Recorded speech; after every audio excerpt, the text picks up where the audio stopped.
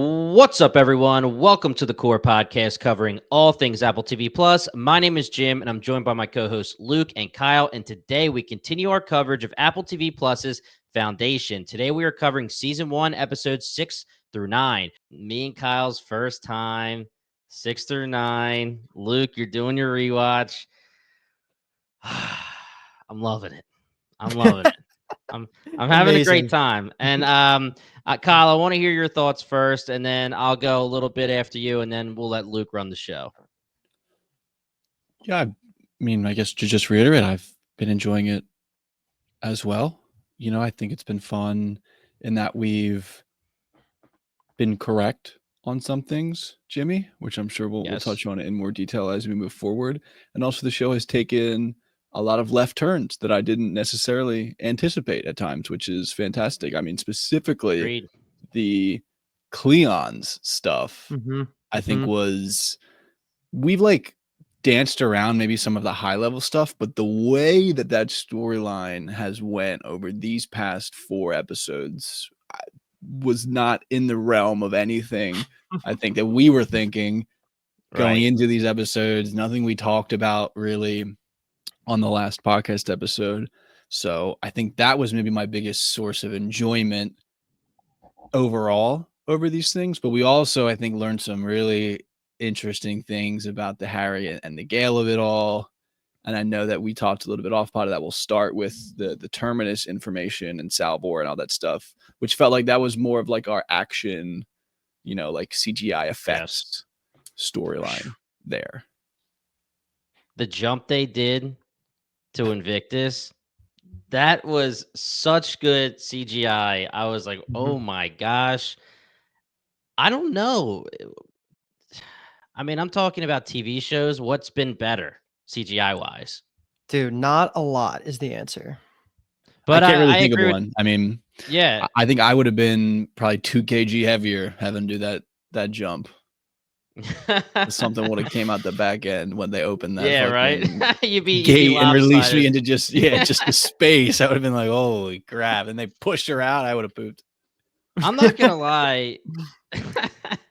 I'm not gonna lie. They did very well these episodes with killing certain people off and faking some people's deaths. Like, I thought they were just going bang, bang, bang with some deaths here. Like, obviously, Salvor's father dies, but then Hugo, I was like, oh, okay. Like, I thought it was very underwhelming. So I was like, is that actually him dying? I didn't guess definitely that he was going to be alive, but I was like, wow, they really just kind of nonchalantly went there. And I would have been fine either way. But yeah, I agree with you with everything you're saying, Kyle. We've already said it a million times already. The visuals were great. There's a lot of things we got right, a lot of things we got wrong, and we'll talk about it as we go. And I like to say, like, I try not to be super biased and just recency bias on shows. Severance obviously is sci-fi, so that's way up there. But I'm putting this enjoyment wise probably over Silo right now. So I would say it's probably my second, with Severance being number 1. Love to hear it, man. And we'll see. I mean, we'll it. see if it keeps going. Yeah. The finale queued us up for a lot of good. So I think that you'll be able to stamp that mark of approval on it by the end of season 1 officially. So we'll get there when we get there. We have a ton of material to get through. There's no need for me to throw out my veteran opinions. I'm too biased right now. So let's just start diving into these different buckets, because through these 4 episodes, we actually have 4 separate buckets. And we're going to start with the through line of everything to do with Salvor. I can't just say Terminus because, of course, she leaves and ends up going on the Invictus, but she's going to be the driving force of this first part of the conversation for this podcast. So let's just jump right into it, because there's a ton going on. We have the direct aftermath of the Anacreons taking down the galactic ship. And to my surprise, because I kind of forgot this little detail, somehow the commander survived. But this was all part of the plan. They actually needed this commander to live. But let's just talk through everything up until they leave Terminus and end up going into space to start filling out the Anacreon plan. So this just includes Salvor getting saved by the couple of kids. We have Farah prepping her plan and getting ready to steal the Invictus. Just all of the preparation that goes into until we finally actually leave Terminus for a little bit. The thing that stuck out to me was that they were just killing everyone. And then things calmed down and they were like, all right, we need these specific people. Yeah. And it was like, you just went through and killed everyone in the colony. And now you're looking for individuals. Like, maybe you should have thought of that before you just started piping everyone down. But obviously it works out. They get the people that they need and they take off and do what they need to do. But that was just the one thing that stuck out to me that I just thought was so funny. It was like, what are we doing here? Yeah, and I guess it does come to be a situation where at one point they do need a specific person and they're like, oh, dead. And then Lewis has to be the second person. He has that study and becomes the person that they have to take, which he says he hasn't done it in 30 years, but they say, you're coming with, man. So that's a little old school, but it wasn't great. But your references are sick, bro. You know that. Didn't get enough left that you had to explain it. I had to let you know what I was doing.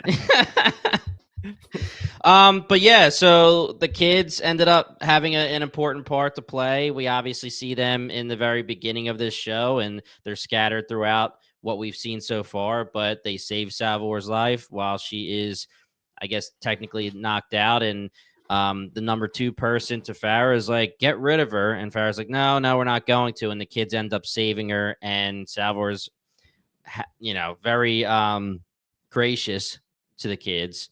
And then she says, and you're let me here. Let me just put a name to them. It's Polly and Gia, because they're going to continuously come back. So okay, just have that name it down. Yeah. All right, cool. Yeah. And this is also going to be a conversation too about her dad as well, right? I thought that there were some interesting conversations that happened between the two of them. It, again, because Jimmy and I are on team, she's not actually his daughter. Right. It was kind of maybe feeling like I was looking at the conversation as like, this feels like adopted dad, the dad who stepped up type of dad. And I liked throughout all these episodes, there was some flashback stuff too. And they're having the conversations about, I'm a sucker for when they plug things like, well, some people think we came from Earth. Yeah. And once they said that too, I was trying to remember and maybe listen in to if they ever use the term Earth, like not the proper noun of the planet, but like Earth, like the ground. Yeah. Which would be interesting if they wouldn't have. I feel like that would be a clue right there for you semantically. But the conversation that I think it's Salvor kind of says when they're like formulating this plan, and where she says, Harry put me here to stop the Anacreons. And this seemed to be maybe, let's say, the completion of the shift that we saw through episodes 2 through 4, 2 through 5, maybe, of she was very anti-Foundation in the plan. But now she seems to be kind of fully in on it. And then over these episodes, she's so gung-ho in like she believes in the plan because it gives her the purpose and all of these things. And so it was just, I think I like her more as a character that she's like that. Yeah. I agree. I think throughout these episodes, Gale and her, whether there's a connection or not, we're starting to accept their abilities, whether it's Gale with her psychic abilities, seeing the future, or Salvor's with her luck / being able to read people / kind of seeing the future too. Just that feeling that they get. And I like Salvor better too in these episodes where she feels like she has a purpose. She feels like not just the anomaly or the outlier, somebody that she feels that Harry chose to be there, which is actually totally not true, which is what we find out, of course. But her trusting herself when it comes to this because of the purpose that she thinks she has, that made everything go a lot easier because she starts really noticing more so her abilities. And if she starts to trust it as something for the Foundation, then she's just like, all right, what I say, you're going to have faith in me. And it ends up working out. It's kind of funny that you guys are saying that you like Sal more now, because I actually asked Kyle this off pod before I want to say it was before our last recording. I was just curious at his take on her as a character because I specifically remember my first watch through not liking Sal that much until this part. And it sounds like that's similar to what you guys are thinking. So when we started the rewatch, it was crazy how much just going in liking her already before I started made me enjoy her arc, the early Terminus arc, a lot more. And I think you guys would agree now because like she's a great character and she has a lot of depth. Yeah. And there's still a lot more to learn. But yeah, her dad, greater than sign Gale's dad by a mile, man. He is the man. He's like a cool person to instill all these curiosity and just like empathy in her that goes a long way. But this whole part of the Terminus storyline is like the plan that partially fails when her dad actually ends up making the sacrifice to die. The reason that he has to make the sacrifice is because that vision of the past hits her. And this is something you guys need to talk about because I forgot how early they kind of reveal all this stuff, but it really is like the overarching broad stroke theories. Like it's going to refine all of that because we do find out here that Harry was the one that ordered Ra's to kill him because the Foundation was going to collapse if he ended up staying with Gale and he needed to split them up. And you guys pretty much predicted most of it where Ra's was supposed to be the one that goes and ends up on the ship that he sent Gale to. Everything was supposed to be different. And the thing that was not able to be foreseen, just like you guys were predicting, was the individual behaviors of them coming together. So you guys nailed like probably 80% of this. So little pats on the back for you guys. Did you learn anything else from those visions that reshape any of your theories? Rach is a lover boy. Yeah, he and is. A legend. He loves her. Yeah, he's a legend. Yeah. Me and Kyle pretty much had it nailed down that this was a plan. The question that we definitely had and we were discussing specifically was Gale part of this plan? And what we find out is no, she was definitely not supposed to be walking in and the one who goes into the cryo ship and gets sent out to the place that we know has the authorization codes for Ra's and not Gale. So that's what we were wondering, and we get those answers, and I like how we got those answers.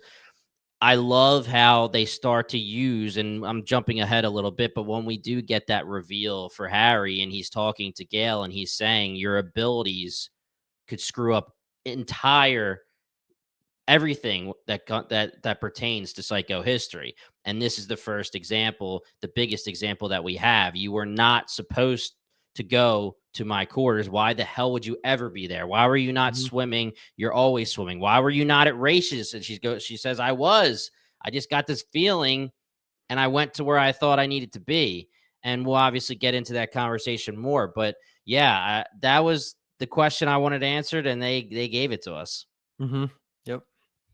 I mean, the ultimate sacrifice too that Ra's kind of makes. I mean, he lets Gale live. I mean, he totally could have been way more, let's say, gung-ho to the plan, much more strict adherent to what was actually supposed to happen. He could have thought that Gale's presence was more of just like a upsetting, unfortunate, unforeseen consequence, but he could have still hopped into the pod and continued on. But what does he end up saying? Like, I hate the math.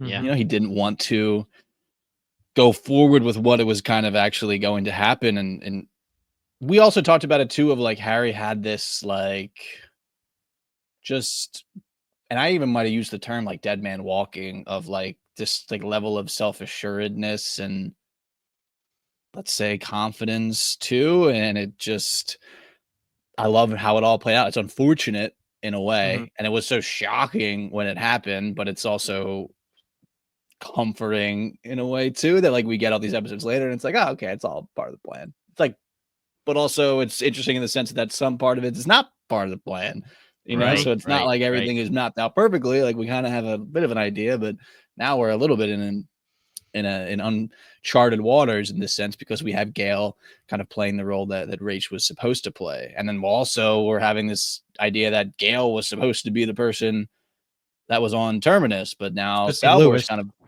playing that role. Yeah. And well, that's like, we know that's Gale's daughter. So, what is how big of a difference is that making? in what should quote unquote have happened. And Salvor obviously isn't Gale, so we'll have to see it. And then, I mean, are they ever going to meet? Who can say? It would be quite interesting. When will Salvor learn the truth? Will she learn the truth? Will Gale learn the truth on her own independently? All of this stuff. It's just interesting. We'll pick back up more with some of the. We'll talk more about the Gale stuff, especially how it leaves off. Like that's definitely going to be the next bucket we just kind of run through, because you did cover a lot of like the Harry and Gale stuff there, but there's more to be talked about. It's just nice to know that Salvor is getting some of these realizations, and it does always seem to be somehow connected to flashbacks related to Raish, at least at the moment, which is curious in itself. But anyway, back in the modern day of her dealing with the post aftermath of the whole fight right on Terminus, and then they end up all getting caught. Farah rounds up the troops of the scientists she needs, and then this is the whole Invictus arc. And I've been waiting for this because I love the Invictus arc. It's just so cool. The coolest idea, just this lost ship. It's called the World Destroyer, that's just jumping around without any of its crew members alive because it got stuck in a perpetual state of jumping and timing down. Like the anxiety was there with the timing and the clicking down.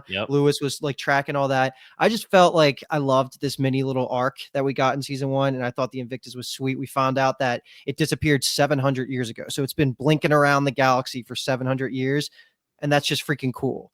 But we can just open the conversation to just them identifying where it was, that the whole little mini heist plan to get into it, losing Hugo, you guys already mentioned, just everything that really happens until we get to the point where shit hits the fan and like we start fighting and then the control room gets brought in. We can probably take a pause up until that point, but anything you guys want to bring up besides, I guess, like the death of the commander, stuff like that, like anything you want to bring up? You nailed it with Invictus. I was so in for the lore of this ship, the myth that it was missing for 700 years, and when we find out that it's been blinking and jumping over and over and over and over with no specific destination, and that's why no one can find it. Absolutely love it. I love the reveal of why the lights were blinking and how Lewis found out that it was a countdown, and then eventually we find out that it was a way to warn the crew that they need to get into their pods or they need to go to sleep so that they don't get screwed up during the jump. Thought all of that was amazing. I already talked about in the intro, the CGI for the actual traveling, the jump from one ship to the Invictus. Woo! It was awesome. Yeah. Yeah, I don't think I honestly have too much to add for this part of it. I think it was fun. It was well executed. Okay, just take us right into the next part then, if you want. You can just, open it up to the whole climax of it. Farah's stone cold, man. So we have the ship's defense mechanisms up, and the commander of the ship, that's why they needed them. He says, if I go over there and I open the door, it'll take my DNA or whatever the hell it is, and it'll know it's me, and then everything will shut down and we're all good. As soon as he gets them in, boom, game over. And Farah, she obviously meets her end in these 4 episodes, and she meets her end in a way that's pretty much explained to us throughout her entire character arc. She's not really thinking clearly at all. She's thinking revenge, and that is it. Her people, her number 2, are all towards the end wondering, come on, what's the deal here? We have chances here. We have a choice. We have things that we can do to actually grow instead of just destroying. Like, that's all you want to do is destroy. So she was pretty one-dimensional, but she was cool. But let me just say, the idea of her plan ending with jumping that Invictus into the middle of Trantor is just so badass in its own way. Like, yeah, she is one note, but she did her one note really well. Like, she was competent at fighting back and forth with Sal, and always kind of every time she got the one up Sal, that is, then she got it back at some level until the very end, of course. But yeah, she just had a purpose, and I think she served it well. We even got that quick little clip of her backstory, which is horrifying to see, like what the Cleons actually did to Anacreon and Thespian world. So yeah, but I agree. Yeah, it was also just nice that it wasn't just let's hit this little tin pot Empire outpost and then see how the Empire responds is like our big grand, suicidal plan. This is how we're going to go in a blaze of glory and kind of get revenge for our forefathers. It was like, actually, like, we could pretty much end the Empire. Yeah. With this one master stroke. So I enjoyed that it kind of had hit that level. And listen, they weren't just kind of like maybe like planet or even like small system level villains. Like they were aiming to be like the villains, let's say, from the entire Empire's perspective in a way. And I liked that. It was completely shooting for the stars. Mm-hmm. And me and Kyle obviously don't know what's going to happen next. And we don't know if the 500 years is straight up true, right? Harry said could be a little less, could be a little more, could be any time.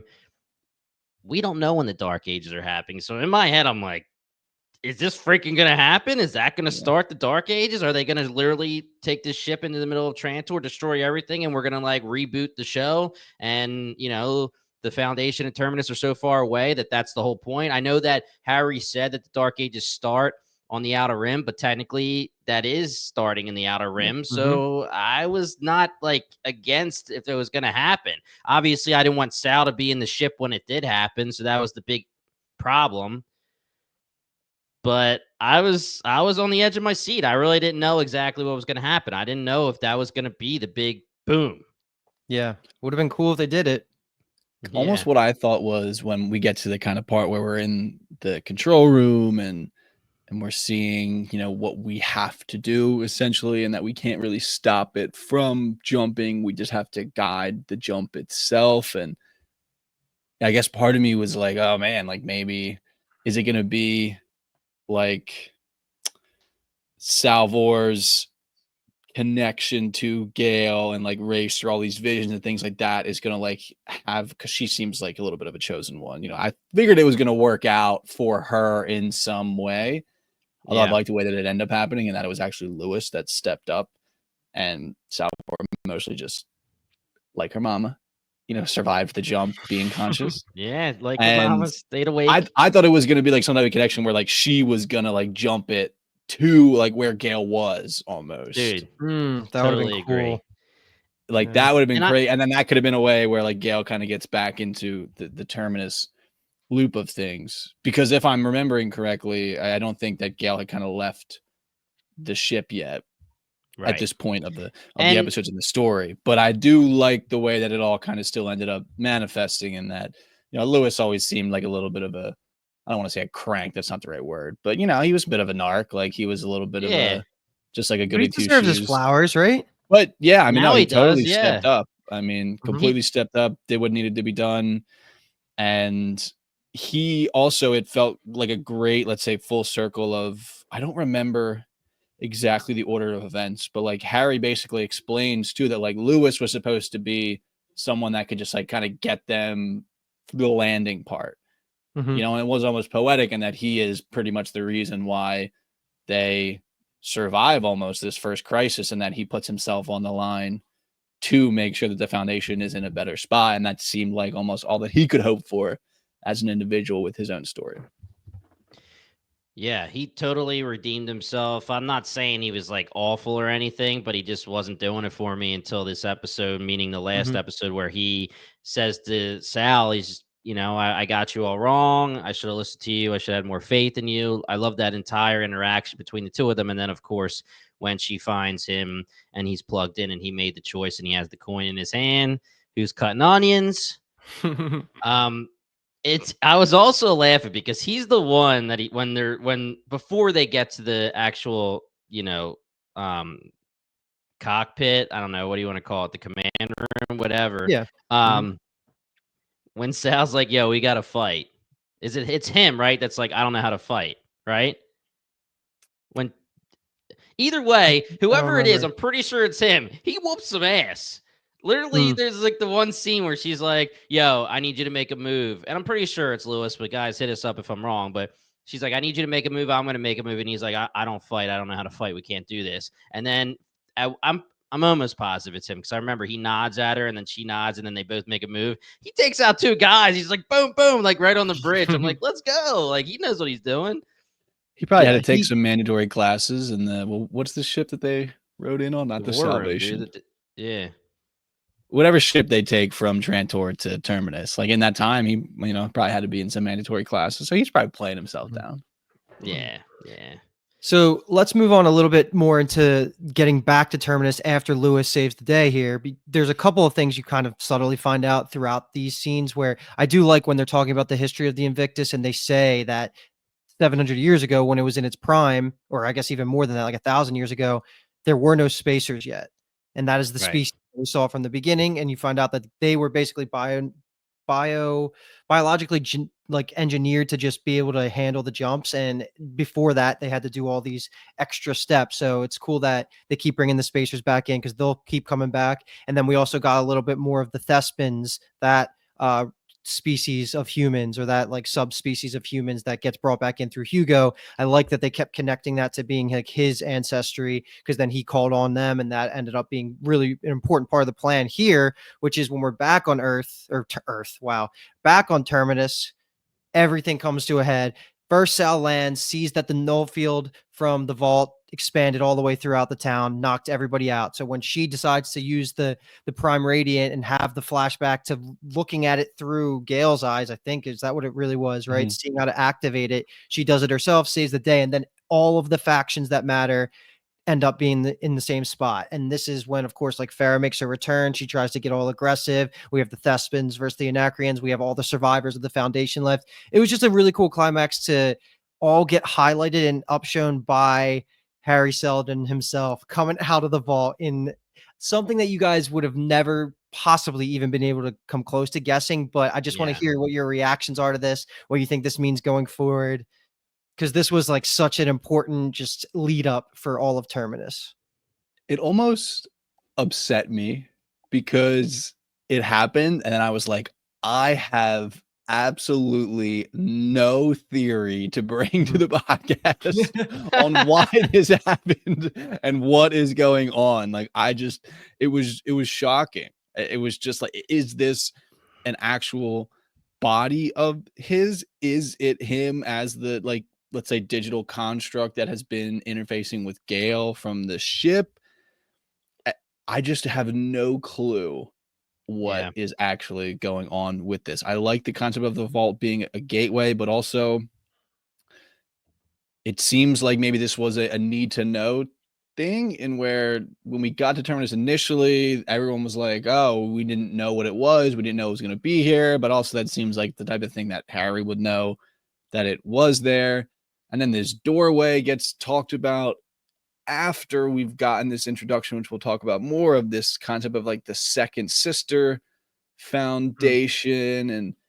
But the doorway, like, does it connect what to Helicon, the planet? Is it potentially like a wormhole? Like, can you move?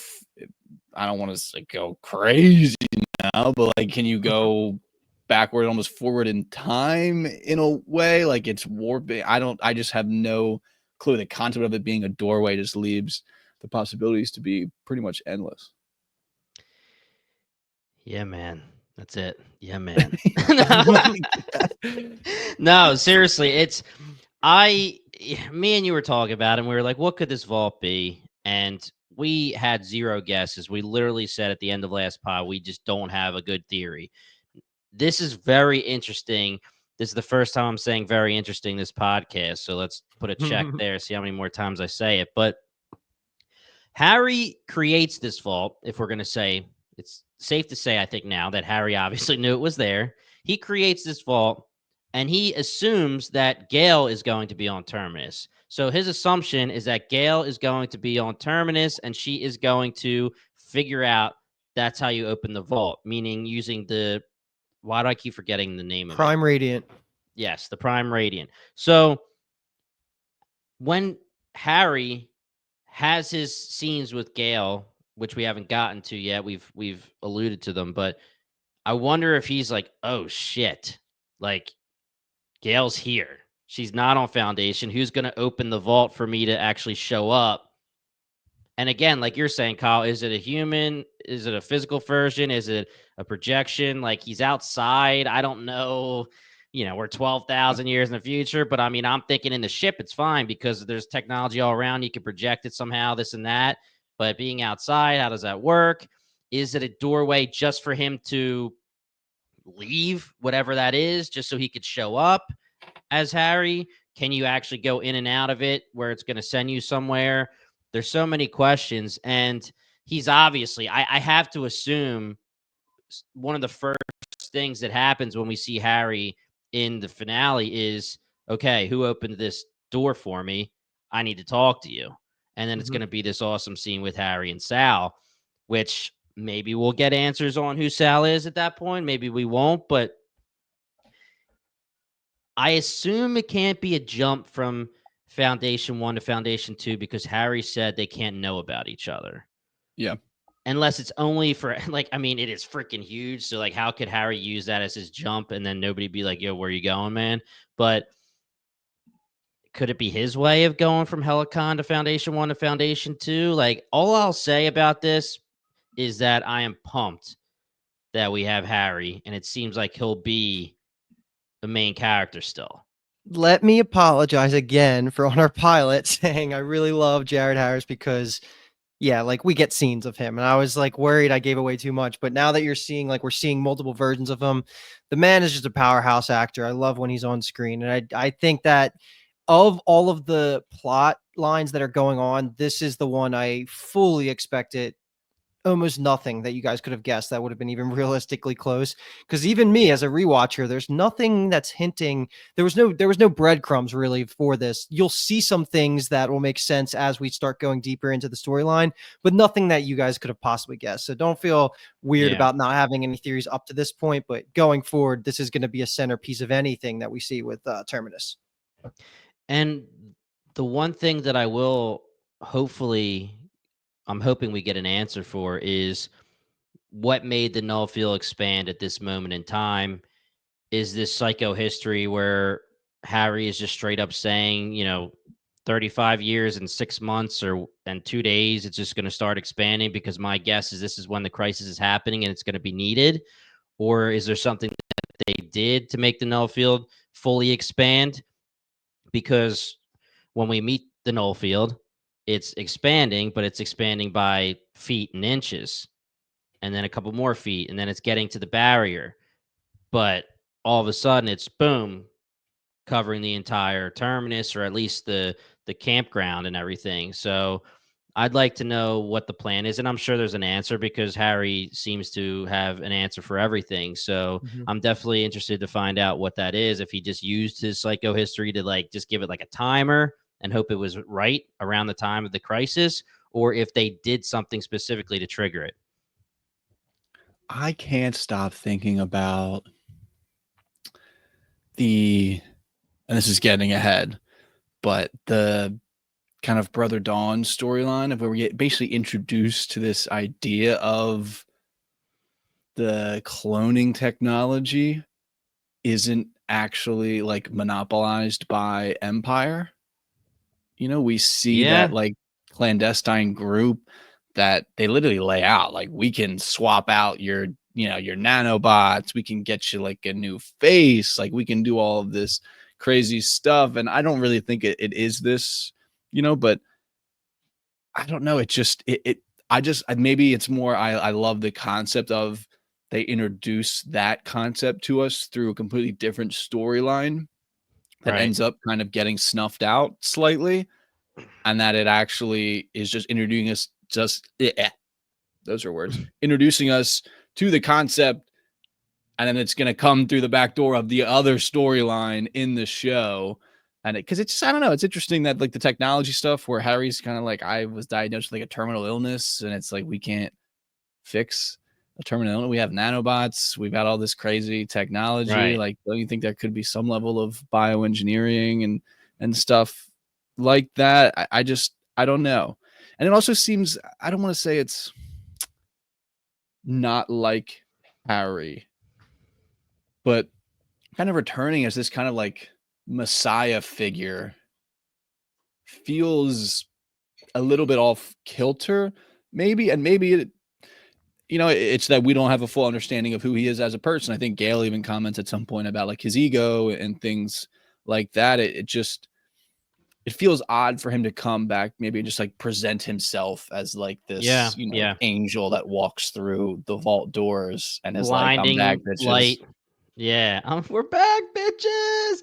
I mean, You know blinding what I mean? light. Yeah, I mean, I agree with you, man. And honestly, since you're saying the clone thing, with the conversation with Gale and Harry saying, we needed me to die to be a symbol instead of an actual person for the Foundation to survive. Was he referring to just the first 35 years up to the crisis, and then the clone activates and he comes out of the vault and it is a real person and he's good now? Like, he doesn't have to be the symbol. They don't need the symbol to survive. They need him now to be a leader.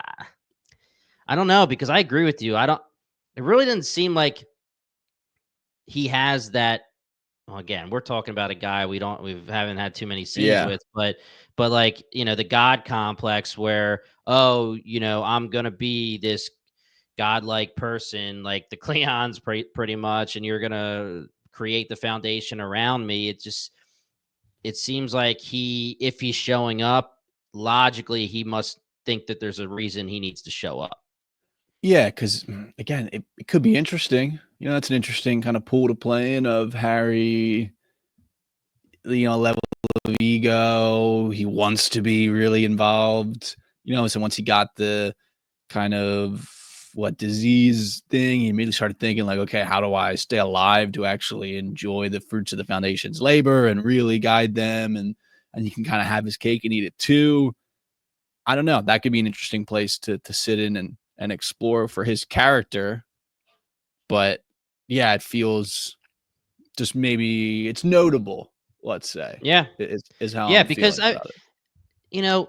The entire thing that he's speaking of when it comes to this Foundation is, this isn't for us. This is for the future. We're not going to be here to even we're not going to benefit from this. We are going to be the people that start this Foundation so that in the future we can bring the light back in the darkness, right? So my whole take on Harry is that he's here for his time just to make sure that the future is bright. So I wouldn't have guessed that he would have a God complex reason to come back and try to be like infinite or something. Something that's also very funny is that Gale, when she's screaming at him and talking to him, she's saying, you were telling everybody you wanted to step foot on Terminus. I thought that was like your dream. And he's like, I was kind of getting boring saying that. But in his head, he's like, well, I am going to step on Terminus, baby. Yeah. Yeah. Now, again, that's the conversation. Like, if it's a clone of him, is it him stepping on Terminus? No. How's that work? Yeah. But if it's I think the last kind of comment I have, and it might end up being two for this type of storyline or this actual storyline, is again kind of this full circle moment of what we talked about with the Salvor stuff. Of we have Hugo kind of saying to her, like, we can hit the road, baby. Like, we could just we're alive.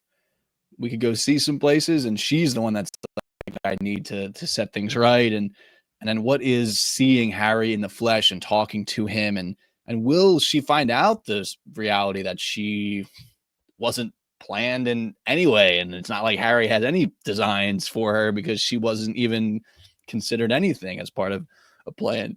And then seeing her reaction to that, I could see that not being such a positive thing for her in the way that she thinks. And then the other one is going to be, it feels like maybe we're getting this kind of cultural blending a little bit of like some Anacreans, some of the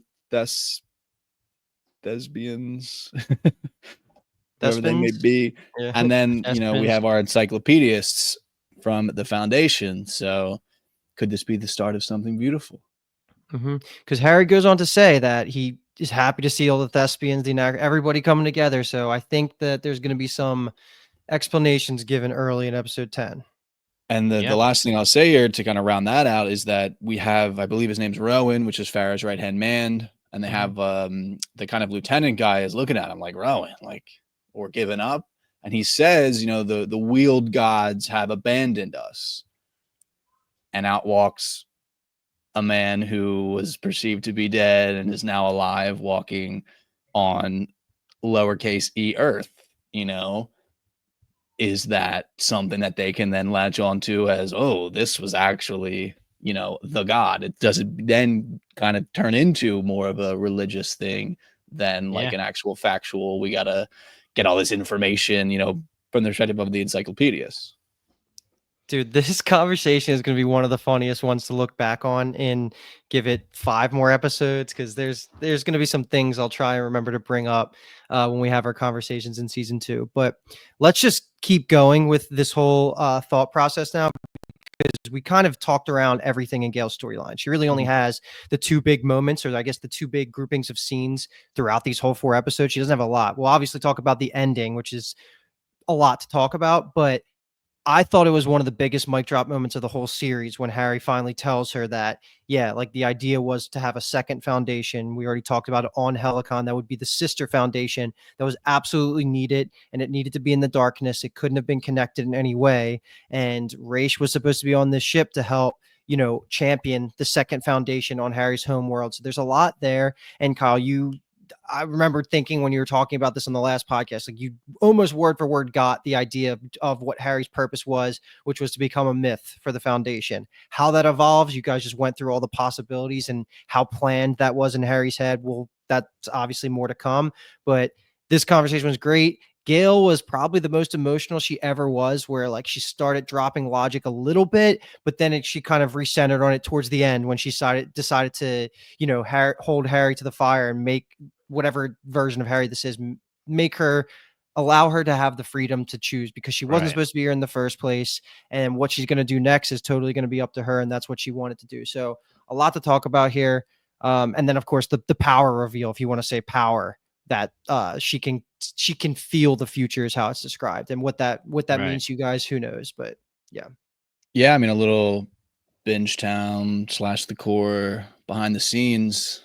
This is me watching the episodes and then texting them going, wait, I'm goated, because Harry just explains everything that I said was probably what he was thinking. And then I was, 5 minutes later going, wait, Gale's goated, because we learned that she can basically feel the future. Like maybe I can. Well, maybe we're bad. We're both goated through the same fucking grapevine there, but it's just such an interesting thing, and just to maybe bring a parallel into another, let's say, foundational work of science fiction with Dune, and Harry even ends up mentioning the exact word they use in that series, a lot of this prescience, and what is Gale going to do with it? It's interesting that she can't really see deep into the future. It manifests in interesting ways. She kind of saw deep into the future with the wave stuff that she says kind of was where it started, but then other times it feels like it's more of a feeling of what might happen in the next minute, 2 minutes, 10 minutes, things like that. So we'll see the ways in which that manifests, but we're going to have to wait. I mean, Jesus, I was shocked at her. I could have sworn it was going to be Terminus, the location, but she decides to go for like 104, 124 years to 138, Synax. I think it is. I mean, and it was just like, I'm not buying that she's actually going to show up at Synax. Like Harry says himself, he can recalculate her route. I missed that. He does. Yeah, he's like, why would you trust me? I can just recalculate. I can let you into the chamber and then you can get into your cryopop and I can just change it. Gale was obviously, and this is actually going back to the Sal talk with her father when it's using the emotions and the logic and the one versus the other. Gale is having a mix of logic and emotion here. And towards the end, it's getting to be all emotion because the rage is building. The hurt is building. She feels like she was kept in the dark. She feels like she was lied to. She feels like she was being used. And the only thing that she could think of is to go back to Synax. So I get it. You're just not thinking clearly. But, I mean, bro, didn't you just tell me that there's going to be a big wave that's going to destroy Synax? When's that coming? I mean, did it happen yet? She could just check with that computer first to make sure that we're good over at Synax before she shows up over there. But I understand, going back home, there's not really another choice to make at this point if she's being illogical. But I don't know. I mean, 138 years. I mean, I know you could take Sal and you could take Hugo or any of these people and just cryo freeze them and they could show back up 138 years later as well. But I want Gale and Sal to meet or something. I want our homies right now to meet with Gale. I want those conversations to be had. I can't imagine what she would do if she shows up in Synax 138 years. Obviously, I can't say obviously, but my thought process would be that her parents are gone. My thought process is that maybe the wave hits. Are you just going to say, oh, there's nothing for me here, and then go back in the pod and then go to Terminus or then go to Helicon, and that's something we have to watch? I'm not fully against that as long as there's some kind of way to keep our other homies alive so that they get that interaction, because I want that interaction. Writers need to be creative with this type of time, distance, and sci-fi writing, adapting the book that takes place over centuries. Like, they get creative, is all I'll say. That's just because I'm thinking too of, the concept maybe of time dilation, again, to reference another 100 interesting and well-known, very recent sci-fi thing with Interstellar. Everyone remembers the water, the wave planet, in which all of the clicks are what does end up being a year on Earth, and it's also the difference between them on the planet and on the spaceship. And it seems like a lot of stuff is fairly like occurring at the same time. Granted, they get to use the jump ships, but and we'll talk again in this next final bucket about the empires, and Day is on a completely different planet, but it seems to be that the time is the same. So maybe it's different there, but I'm just kind of thinking especially from the perspective of Harry walking through the gateway, let's say the vault, and they're talking about the Sister Foundation and how Terminus was basically born to draw fire. And was it born to draw fire because of what we just saw in that initial crisis? And then Harry's able to walk through the gateway, having already developed the Sister Foundation on a planet that has a dark star. It looks like it's a black hole. Like, I can imagine maybe gravity works a lot differently there.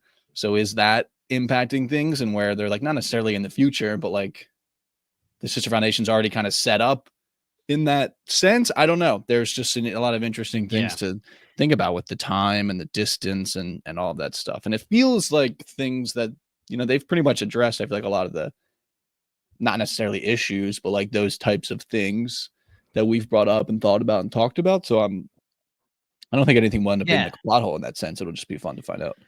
Yeah. If they didn't say things like, when Harry and Gale talk, he says the first crisis should be happening right now.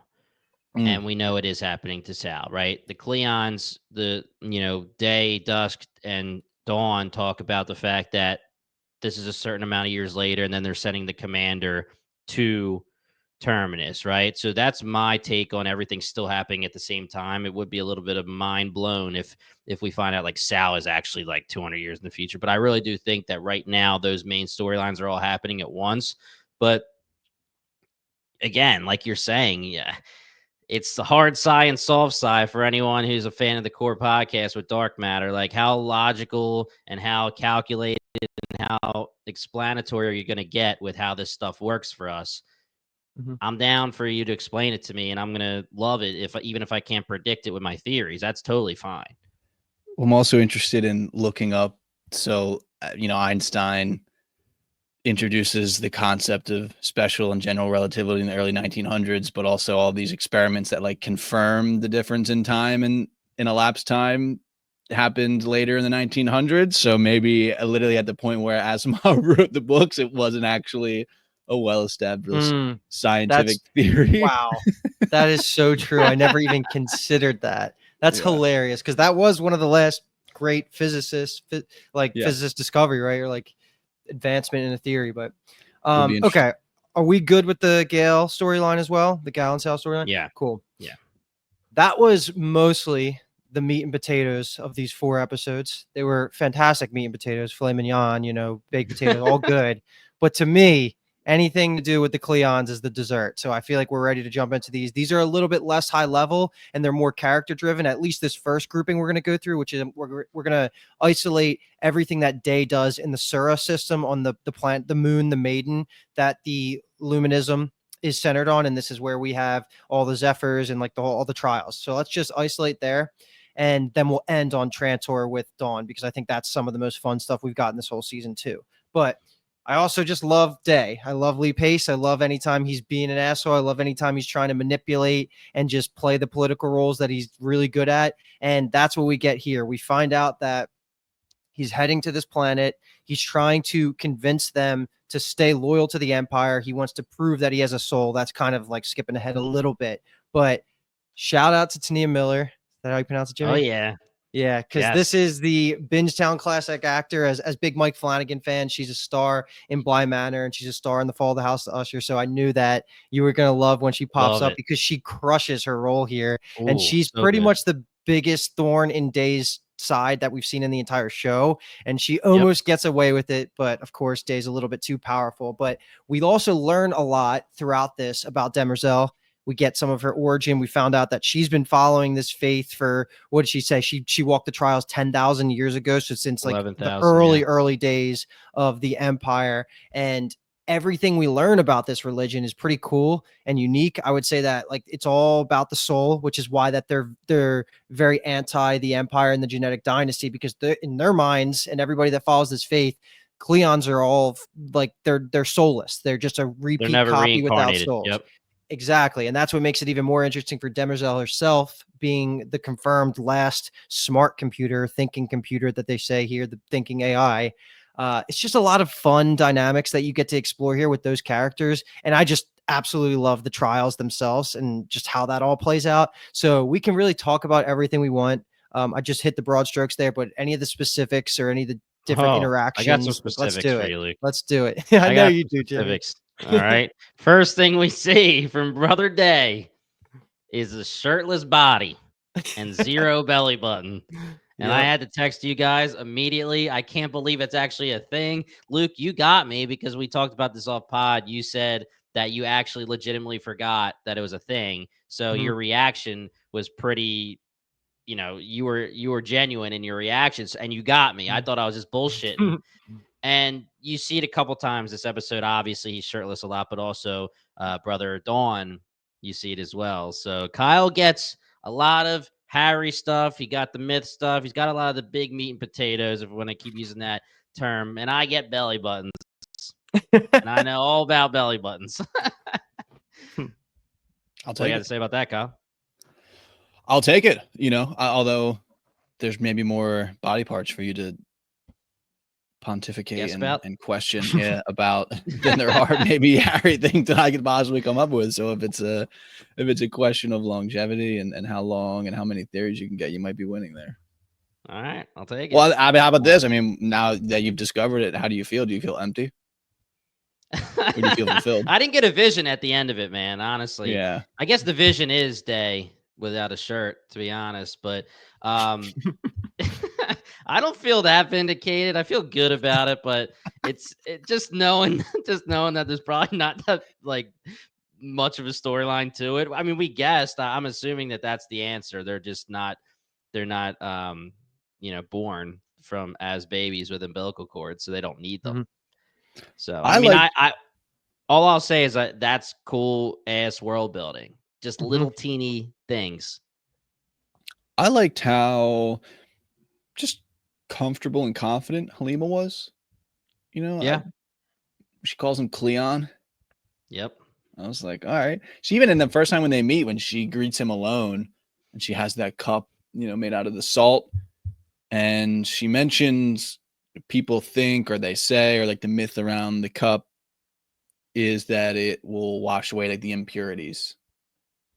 And then he has to decline it because, as Demerzel says, Empire can't take any random liquids and that stuff. And Halima even kind of says, like, oh, you're trying to hide like the impurity. She kind of makes a comment about that. And that's like immediately just like slaps the gauntlet down. Yep. 1v8 against him. And at that point, I knew that we were in for a very interesting storyline. I mean, there was just a lot to love about all of this stuff, especially just so unexpected. The Demerzel angle to all of it. Yeah. Mm-hmm. Yeah. It was such an interesting thing. I just never really anticipated we would get maybe to be frank, something as deep as this out of her. And it's it even starts off, it's episode 6 and Empire's a little kind of what I would say maybe we all would think too as watching it of like, what do you mean you're a robot and you believe in religion? Like, what does that Right. Mhm. what does that mean? You have a directive, like you have code. And I just liked how she says, the search for meaning is not always about the answer. And that's just an interesting perspective to have of her, and that she's the last of her kind left, and she's been like that for so many thousands of years. And I don't know if it's kind of maybe sad to think about that, like she's latched on to like a belief system in a way to kind of get her through all of that stuff. And the way that it ended too was crazy. It becomes tragic because Yeah. she has this belief system, like she's growing as far as she can actually mentally grow and change as an AI computer. But at the end of the day, it was a good writing device to prove that there's nothing she can do to go against the Empire, even if it means killing a priest of her religion, which is the only belief that she's allowed to choose herself. So I think it was good at highlighting her and advancing her and making her probably a little bit more important in your guys' eyes as Rooks, because more to come for her. She's a great character. I was going to say this really enlightened me on what they're going to want to do with her character going forward into further seasons, and as long as she's quote unquote alive, everybody drink. And I I really loved her storyline too, and I'm going to put it on the board. Like I do feel like they're going to give her a deep storyline where she does try to break her code, dare I say, Murderbot style, and break the Governor Module so she can actually go against the Cleons. I mean, let's talk about the mic drop moment with Halima and the amazing speech she gives in front of everybody to own Cleon right in front of literally everybody. He can't do anything about it, and then Demerzel bows, right? She gets down and does the bow just like everybody else for the religion. And I was very interested in her answer when he gets salty at her, and he snaps at her saying, how dare you do that? I mean, she warned him from the very beginning. She's like, I'm going to stay on the ship. I believe in this religion. Me coming here and me coming out here next to you could cause some issues because I literally believe in the religion that you're, currently fighting against with Halima. And he obviously figures it out. And Luke, you already said that. He figures out a way to undermine Halima, but I was just so interested at this fact that she bows, but then she explains that she couldn't have had any ill will towards Day because her computer, her protocols, her code would not allow it at all. Just like when she says with Halima, if I were to let you run away, I would chase you until I find you and kill you. Let's talk. I just want to talk about it. So how did you take this, Kyle? She is able to believe in this religion, so she was compelled to bow, but she was purely doing it out of her belief in this religion and didn't mean ill will today. So that's why she was able to do it. Yeah, I think it becomes very interesting if it is dependent on her perspective versus black and white, zeros and one, binary view of a thought and action and all of that stuff. Because it could be, like we're saying, if she can change and in a way and believe things, if you want to boil down what this storyline is to maybe its smallest foundation, it is the concept of belief. And if she can believe maybe that something is in the best interest of the empire, then yeah, maybe she can do something that you would probably feel like in the moment is drastic and against it. And her conversation with Halima at the end, when Kyle on our chat had his theory that it was actually going to be one of the what you want to say? For me? Oh, okay. I won't still say alive. You're still alive. Well, this is okay. like when I originally started thinking it when she is talking about the cup. Halima, this is. And they're like, nah, he can't. The poison stuff. And then, longtime listeners know that I mentioned like the wine motif that was kind of in the first episode, and we talked about it a little more in the Discord, and the way we'll talk about the Brother Dawn stuff of the wine glass with a different hand and timing was meant to call our attention to something. And then they're talking about, he's going to bring clean water and the purification to the planet. And it just, I was like, I could see all of this setting up that like one of the Cleons will die by being poisoned. Right. And then they flip it. Not that that's dead completely, but then they flip it and that Halima is the one that gets poisoned at the end of everything, which by an overpowered methodology of just skin touching is crazy. So it's like the interview from Seth Rogen and James Franco. My assumption here is it has to. Demerzel's the only person who's able to do that because she's the AI/robot, right? I mean, it has to be that, but that is a major overpowered scenario, and it makes sense why the Cleons wear something that doesn't allow anybody to touch them either. But what I was getting at with this scene is Demerzel, when she's speaking with Halima, it seems like in her head, logically, in her emotions, in her feelings, she knows Day's a POS. But she says she believes in the Empire, and she obviously, for her code, has to follow everything Day, Dawn, Dusk say. I'm just confused / waiting to see more, and I want to see a lot more from Demerzel because is she just existing in a scenario where she doesn't like the Cleons and whatever they say she has to do? At what point does she actually believe in the Empire? I mean, I thought it was very telling. I can't really explain what I'm trying to say, but I thought it was very telling, the conversation between Halima and Demerzel, where she was getting very upset, Demerzel, and it just seemed like she does understand that Day / the Cleons are not good. Well, too, she kind of throws, let's say, a little bit of shade at him as well. We watch him go through the trial of the spiral, and we see him on that journey be afraid, let's say, for the first time. And when he falls onto his knee and he's, I would say, concerned, and that this could be really the end for him. There's no, unless that could have been an interesting scenario of really testing Demerzel's belief in the religion and the concept of the trial versus what's best for the Empire. Would she have been able to go out there and help him, even if he hit both knees? Which that was supposed to be, for my understanding, pretty much a death sentence. So, yep. And then he gets to the end, and it was interesting the way that they showed us of like he's talking about what he saw, and we're like, whoa, like, it's cool that he did it, and how will that change him? But reality was no, he's a liar, because maybe what they're leading us to believe, he really doesn't have a soul. There's no ability for him to, no vision.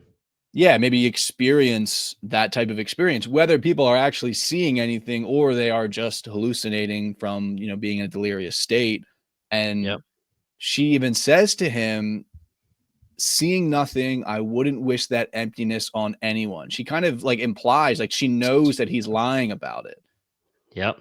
And that was kind of like, him out without calling him out. Yeah, 100%. like, all right, she's got tears in her eyes.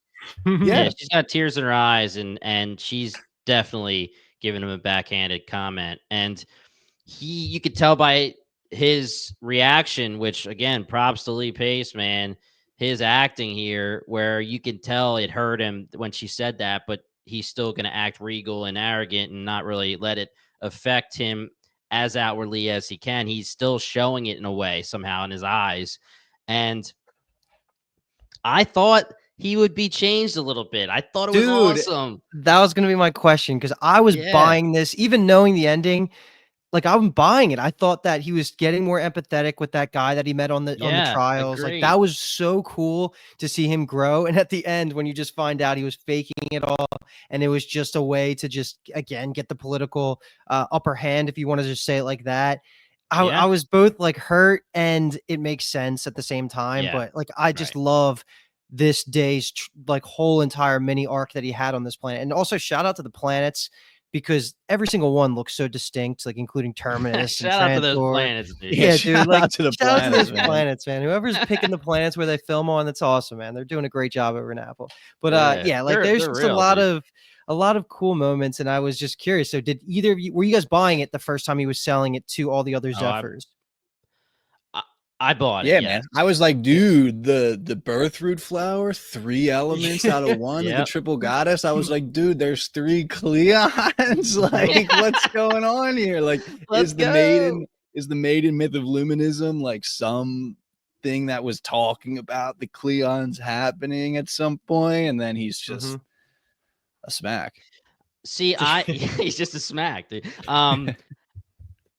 We don't know where this show or how this show evolves. We don't know the Cleon's position in how this show evolves and when the Dark Ages come. Do the Dark Ages mean the Cleons will be eliminated and they are done, or will they have to forcefully evolve with everybody else if they're a survivor, where they're no longer the Empire? So I was like, this would have been really cool if we do find out that there's some human in the Cleons in Day, where, whether he saw a vision. I mean, I fully bought into the hitting one knee, having the guy help him up. And then when the guy takes one knee, Day goes right over to him and he's trying to get him to stand up. And he's like, stand up. And then when he puts his knee down and says, I'm ready to go, I thought I could see the emotion in Day. And then when he gets to the actual cave and he's in the water, like, I was buying all of it.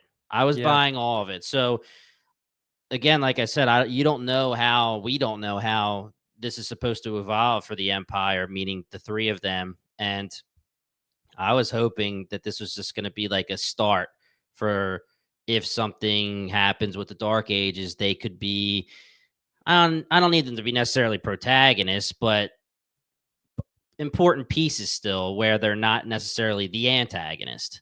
This does feel like it's almost a step away from the downfall of humanity, because it is actually a win for the Empire, right? Like the whole religion and everybody that's there, all the priests, they get together and they say, like, you now have a soul, like they're going to believe even stronger. So it's really just backup for the Empire. And that was a cool win, because this is the first time ever in the history of the Empire that the active sitting on the throne Day left Trantor, and obviously it was worth it, and it's such a big domino to fall in whatever's to happen in the future. And it's crazy. I mean, Demerzel says, like, dude, you can't have, they take his nanobots, they take his protective wristband, and he's just straight up, for lack of a better term, human, to deal with all these elements. When's the last time any of the Cleons even knew what it felt like to have any pain? Obviously, we get it twice this episode, because Dawn has a scenario where his nanobots are taken and he's cut and he doesn't automatically repair himself. But she says it. She's like, dude, if you fail, like, the Empire's like dead. It's over. You just like prove Halima fully correct. And he was a knee away. 1 knee away from destroying his Empire. Crazy. Well, I think it's interesting too. You said it's a win for the Empire, and that, luminism, this big religion, is going to believe more. But it feels almost like it could be maybe more of like a Pyrrhic victory. Of the last scenes we get of him are in this like very contemplative state, and where he knows kind of the reality, and that he kind of lost, almost, because it's internally to him now. It feels like he has all of these doubts and these questions, and he's not really comfortable with himself so much anymore. So that's one of the things I'm looking forward to most in the finale, is what is it like when he interacts with the other Cleons, and just being back on Trantor in general. I mean, we're seems like we're about to transition into the Brother Dawn and Dust storyline, but the big part of that storyline is how Brother Dawn is different than the other ones. But I mean, it feels like also Day is going to come back and he's going to be different. And because there's really never been any type of experience that any of them have ever had like that, in where we know at the DNA level they're the same, but we've talked, it seems like on every podcast at this point, of they're the same person, but they don't necessarily go through the same experiences over time. And like, can there be moments and experiences that change them to a point where they're kind of maybe not the same, you know? Yeah. And this could be like, it's kind of setting us up for that again, in this sense of they're showing us the flourish with the Brother Dawn storyline of like the difference, but like the actual part where it lands and it hits us is through Brother Day instead. And I'm looking out for that. I'm really interested in that. I loved the Cleon stuff, man. Thank you for saying that. I just feel validated. I originally thought Gale's was the best part, but all the way probably back towards episodes 3 or 4, I changed to the Cleons, and I've been sticking with that. To add some more credence to what you're saying, Kyle, when it comes to they're the same person, but their experiences may change them, and how much can they be changed? And we've been talking about that for, like you said, every single podcast. Whether they're trying to be, I don't even know how to say it, whether they're just trying to honor each other and give themselves some individuality, or if it's a real thing, they do pretty much highlight that they can be different in certain ways. We have the Last Dusk was the painter, and they literally have their statue saying who they were and what was special about them. That Dusk was the painter. The other, I don't think we got any of the other ones, but underlying, I feel like almost every single one of them that we've met has had some kind of feeling of like, am I a person? Am I actually a person here? And some way larger than others. And like you said, now that Day has this scenario, it could be a big problem for the Cleons currently as their dynasty, because he might not be in the right headspace, because he might just start downward spiraling, believing that I didn't see a vision. Maybe we are soulless. Maybe this is wrong. Yeah. I mean, what does he do about that? Is it he wakes up every morning and looks in the mirror and has to be like, wait, I'm goated, to kind of convince himself that he's still that guy, pal? Fake it till you make it. Or like, I mean, this could be a shot from the nosebleeds of the arena, but like, is he going to kill the other Cleons to be like the sole Cleon? Because a part of the thing was like, there's 3 of you guys. Like, you can't have 3 bodies and try to act like you guys all have a soul.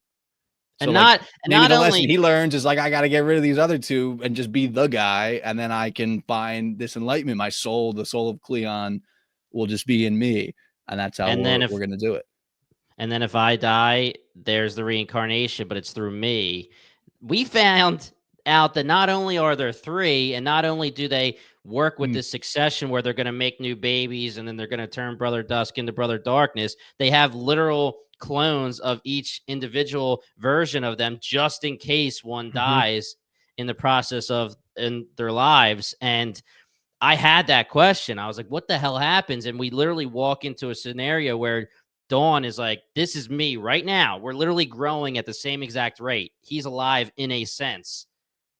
And for anybody watching, you saw those quotes. I want to say quote unquote for the listeners. We're alive. He's alive in a sense. And that's another telling thing to say, alive in a sense.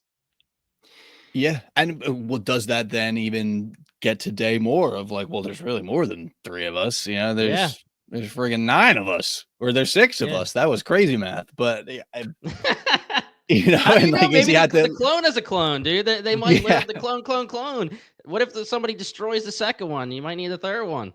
I mean, is this like the Foundation equivalent of someone who is going through a lot in their life and probably shouldn't take mushrooms, but takes mushrooms, and then they come out the other side and they're like, whoa, I got to change everything. They sell other possessions and they move to the desert and live that way. Like, is that type of like psychotic break almost that Day's going to be rolling back into Trantor with? Like, here, well, let me put this to the test then. Okay. All right. So I'm just gonna wait. Let me write down my note because I have something to say that I want to talk about now. I want to put this to the test, and I'm skipping ahead to the end of the Dawn storyline, which we're about to talk through. We're hitting a bunch of the key beats here, but we know that Dusk tells Dawn that when Day gets back, he's going to pass the sentence on you. What do you think this whole journey did? Tell me what you. Can I show you just my? give me a show you board my note, guess. dude? This is my Is note that what it says? I just wrote. I said Day is going to be more sympathetic to Dawn now. That's what I Okay. say. That's My Jimmy's guess is that just because I mean, Kyle put the thumbs down, so you're going the opposite of me, right? Yeah, why not? Let me take the Yeah. other side. Okay. So my thoughts here are that he's going to try to say, can we really admit that his life is so worthless that we can replace him that easily? After his journey, is he going to try to make more of that and say, I'm not going to waste his life. He is a Cleon. He's my brother. And by the way, this is a side note. Halima saying that they're not your brothers and owning him in that sense. Love that too. She was great. She was freaking great. Yep. Yeah, I'm gonna go with, he's gonna kill them both.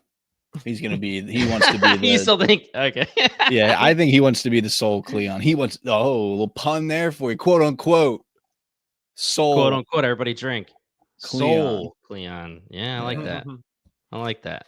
Okay, let me take us in because you guys are just talking about so many things. It's getting me hyped because you're picking up on all the reasons why I love the Cleons so much. Just from the different cloning aspects and the different ages and the different DNA, like the changes that happen this episode.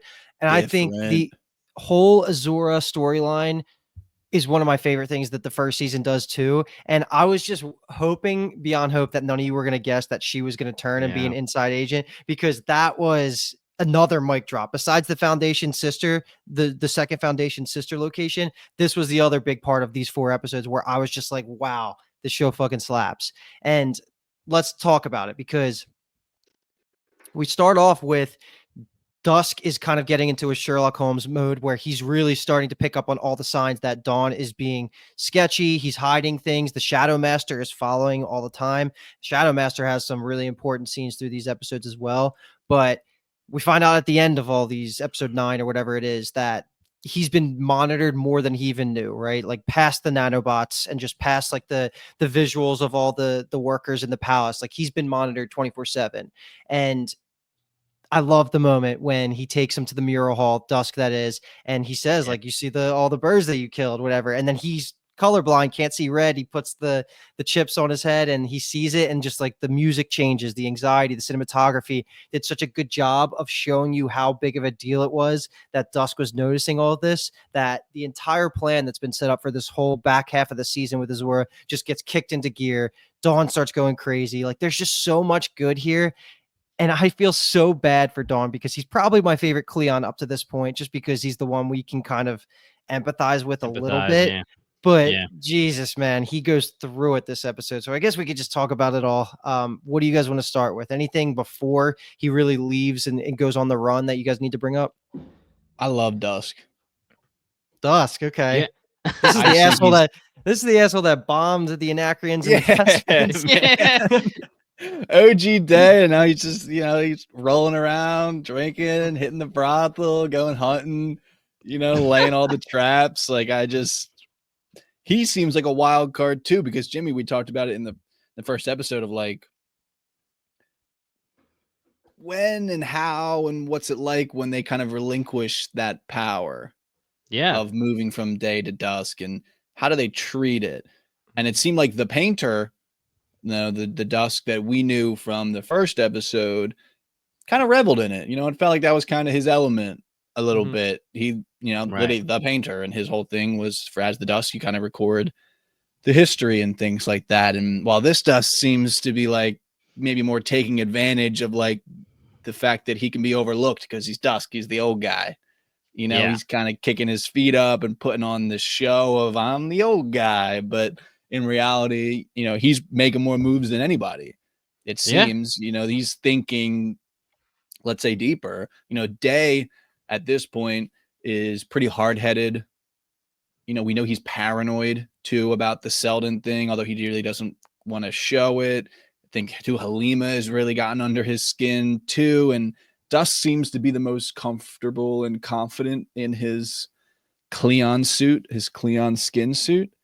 And I just loved the end of it. Just was all him, basically, of just like using Dawn. Coming in. Like it's just all of it was just like, yeah, man. I was sad at one level too, but also it was like this was the best way this could have not worked out. I was jaw on the floor, man, when that just started happening. He goes to take the shower, and then it's like, oh my God, what is happening right now? So Azura got me, man. Thought she was good. Thought she was a good girl. Now, I'm a little disappointed that me and Kyle didn't say that she could have been a spy for Dusk.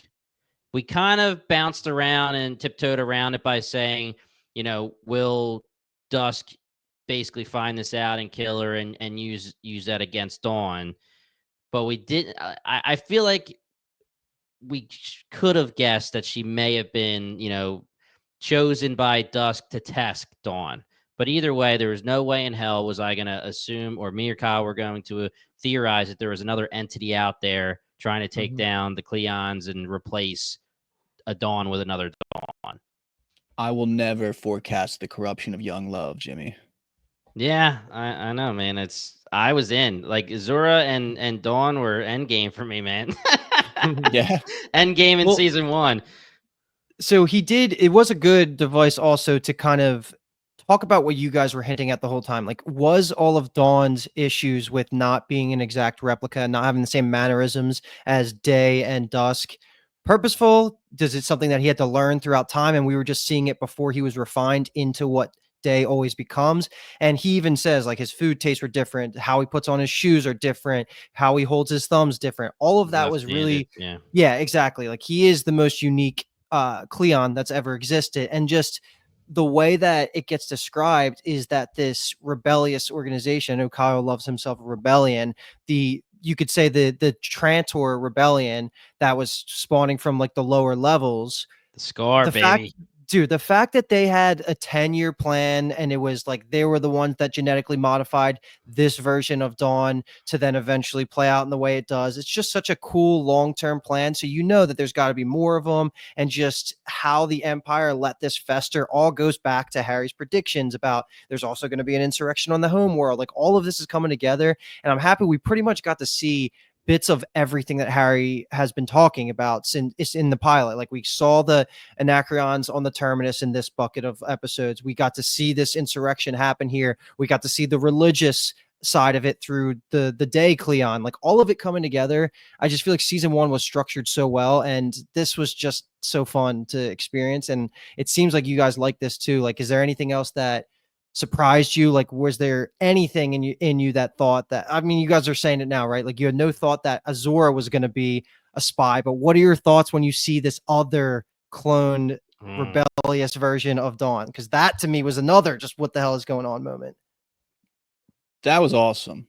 I'm almost disappointed that it was so short-lived. Yeah, I agree. It didn't get to kind of live out to its full potential. And that kind of brings me to another point of I'm a little bit on the fence of how I feel about the fact that it was this rebellious sect that made the differences, and it wasn't just like it happened, and it was something about the genetic line. And maybe the end game is the same. It doesn't matter that it was purposeful or like random genetic mutation, I'm just worried it kind of maybe ends there, and where what is the further impact of that happening? Because you could say, well, they could just get rid of this Dawn, bring the dog out the cage, out the tank, and we're chilling. But is he different too? But I would say not, because they kind of said that they did it after he was born. So that creates an interesting kind of thought there of, can they really nip that in the bud by just doing what they did? Like, this operation was a complete success and we're chilling. Like, the genetic lineage stuff is actually infallible. It was outside influence that did it versus, this is an affront to God, that's now being challenged by random genetics. And as I say this out loud too, we're saying, who did this to him? I mean, it seems like Demerzel is like their nanny from the moment that they're born. Well, Brother Darkness literally said there's something wrong. I sense something wrong from him being literally just born, which is crazy. Yeah. So, and she says, "Nah, it's all good. She's holding. Yeah, it's all good. Nah, head on, go forward, bro. Get out of here. Go get zapped."